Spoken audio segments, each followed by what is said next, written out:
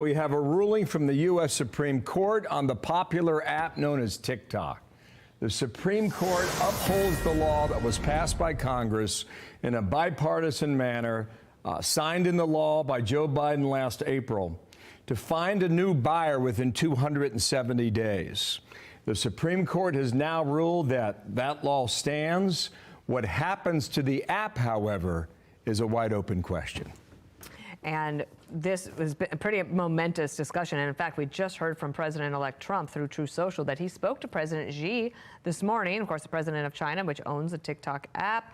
And this did come up. We don't know what was discussed, but it did come up. Shannon Bream is our Fox News Sunday anchor and chief legal correspondent. She's been on standby as we waited for this to come out. To me, this makes sense, Shannon. The Congress passed a bipartisan law. The president of the United States signed it. It was going forward. TikTok tried to challenge, and now they have been denied. Your thoughts? Yeah, and we just have this decision. It's a per curiam, meaning that there's no single author who signs off on it. The court is essentially speaking with one voice when they do that. They say this: there's no doubt that for more than 170 million Americans, TikTok offers a distinctive and expansive outlet for expression, means of engagement, and source of community. But Congress has determined that divestiture is necessary to address its well-supported national security concerns regarding TikTok's data collection practices and relationship with a foreign adversary. They say, listen, this doesn't violate First Amendment rights. And there's a big conversation when the hearing was held last week. ByteDance is a foreign entity. It does not have First Amendment rights. Why would it? TikTok is the U.S. entity, but they've got to separate under this law. So essentially what the court says with one voice is, Congress passed this law, as you said, Dana. It passes muster, and now the ban will go in effect. Now, we know that both Presidents Biden and President-elect Trump have said they may not enforce it. And there is a provision within the law that says a president can delay this for 90 days if there is significant progress on a divestiture deal. Will President-elect try to argue that there is? He's having conversations. There are conversations with U.S.-based buyers who want to take a stab at this. Will that be enough to trigger that 90 days? Right. The 19th of January is 48 hours from now. And Chuck Schumer is telling Joe Biden, don't ban it. You'll look bad going out the door. And as you mentioned there, Shannon, Biden doesn't want to do it. Trump wants to find a buyer. The question is, Dana, whether or not you can find a buyer that has no connection to the CCP in China. TikTok likes to say we're headquartered out of Singapore, but ByteDance is clearly a Chinese company, Dana. And could I just add something to that, Shannon?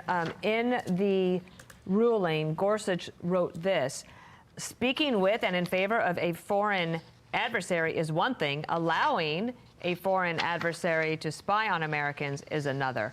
There's the rub. I do think that Biden's not going to do anything. It's the hot potatoes, like, here, President-elect Trump, you take care of this. Do you think he'll be able to do the 90-day delay?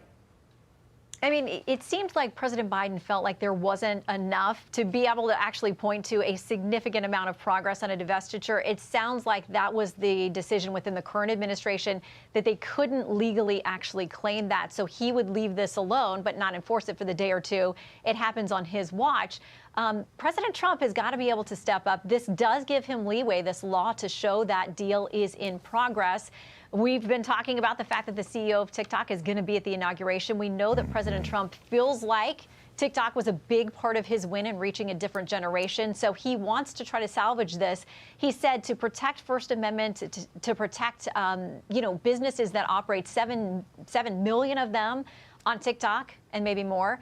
But he also understands the national security interest. And the Justice Department has argued, listen, they're collecting all kinds of information, not only about you, but contacts potentially that you have through your devices as well, even things like private messages. And there was a lot of conversation among the justices at the arguments last week saying, okay, teenagers, even if you put a warning on this, are probably going to still be happy to use it. But what about 10, 15 years from now? They are members of the military or in an elected position or in some other position of influence.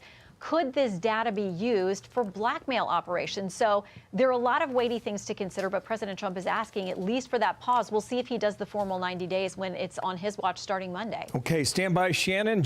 I'm Steve Ducey. I'm Brian Kilmeade. And I'm Ainsley Earhart. And click here to subscribe to the Fox News YouTube page to catch our hottest interviews and most compelling analysis.